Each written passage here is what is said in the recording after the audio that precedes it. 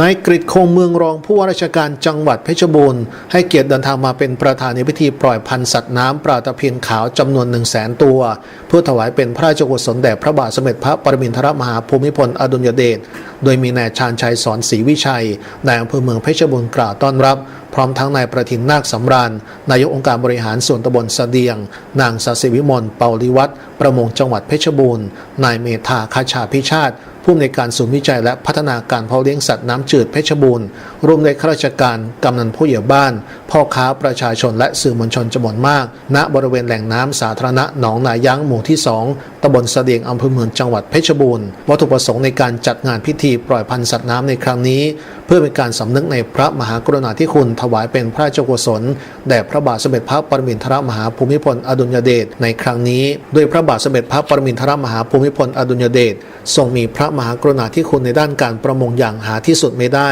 โดยมีพระราชดำริเริ่มแรกในลักษณะโครงการช่วยเหลือประชาชนเริ่มขึ้นในพุทธศักราช 2492 เมื่อกรมประมงจากประเทศปีนังได้ส่งปลาหมอเทศให้กับกรมประมงไทยนำไปทดลองเลี้ยงปรากฏว่าเป็นปลาที่เลี้ยงง่ายและโตเร็วทนต่อโรคและขยายพันธุ์ได้อย่างรวดเร็วเมื่อพระบาทสมเด็จพระปรมินทรมหาภูมิพลอดุลยเดชทรงทราบความดังกล่าวจึงทรงมีพระกรุณาโปรดเกล้าโปรดกระหม่อมให้กรมประมงนำพันธุ์ปลาหมอเทศจากประเทศปีนังเข้าไปทดลองเลี้ยงในสระน้ำพระที่นั่งอัมพรสถานในปีพุทธศักราช 2494 และพระราชทานพันธุ์ปลาหมอเทศนี้แก่กำนันผู้ใหญ่บ้านทั่วประเทศในวันที่ 7 พฤศจิกายน 2496 เพื่อนำไปเลี้ยงขยายพันธุ์แก่ราษฎรในหมู่บ้านของตนเองซึ่งจะทำให้มีอาหารโปรตีนเพิ่มขึ้นและมีสุขภาพอนามัยที่ดี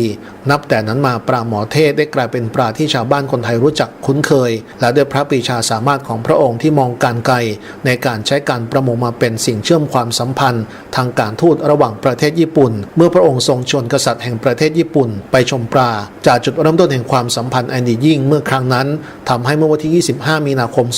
2508 สมเด็จพระจักรพรรดิอากิฮิโตะในขณะที่ทรงพระอิสริยยศมงกุฎราชกุมารแห่งประเทศญี่ปุ่นได้ทูลเกล้าถวายลูกปลาตระกูลเดียวกับปลาหมอเทศซึ่งเจริญเติบโตเร็วมีความทนทานแพร่พันธุ์ง่ายจำนวน 50 ตัวแด่พระบาทสมเด็จพระปรมินทรมหาภูมิพลอดุลยเดชและทรงโปรดเกล้าให้เลี้ยงไว้ที่บ่อปลาสวนจิตรลดาและในปี 2509 ทรงพระราชทานชื่อปลาชนิดนี้ว่าปลานิลพร้อมพระราชทานพันธุ์ปลาจำนวน 10,000 ตัวจากบ่อปลาสวนจิตรลดาให้แก่กรมประมงในวันที่ 17 มีนาคม 2509 เพื่อนำไปเลี้ยงและขยายพันธุ์ในสถานีประมงของจังหวัดต่างๆทั่วประเทศพร้อมทั้งแจกจ่ายให้กับราษฎรต่อไปปลานิลจึงกลายเป็นปลาที่มีความสำคัญต่อการดำรงชีพของราษฎรเกษตรกรจำนวนมากทุกภูมิภาคสามารถยึดอาชีพการเพาะเลี้ยงปลานิลเพื่อจำหน่ายและปลานิลจึงเป็นปลาเศรษฐกิจจนถึงปัจจุบันนี้